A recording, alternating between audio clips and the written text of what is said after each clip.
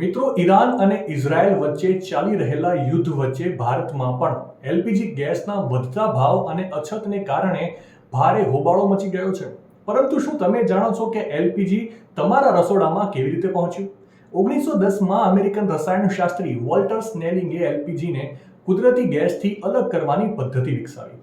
આ શોધથી ગેસ સરળતાથી સંગ્રહિત અને પરિવહન માટે યોગ્ય બન્યો અને એલપીજી ટૂંક સમયમાં રસોઈ ગેસ તરીકે લોકપ્રિય બન્યો. 1960ના દાયકામાં ભારતમાં ઘરેલું એલપીજીનો ઉપયોગ શરૂ થયો અને શહેરી ઘરોમાં તેને અપનાવવામાં આવ્યો. સરકારે પણ તેને પ્રોત્સાહન આપવા માટે એક મોટું નેટવર્ક વિકસાવ્યું.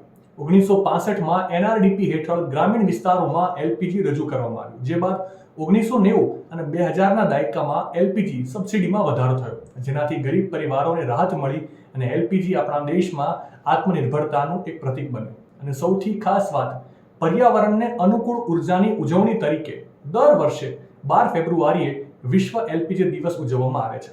માહિતી સારી લાગી હોય તો રીલને વધારે શેર કરજો અને આવી જ અવનવી માહિતી માટે સંદેશ ડિજિટલ સાથે જોડાયેલા રહેજો.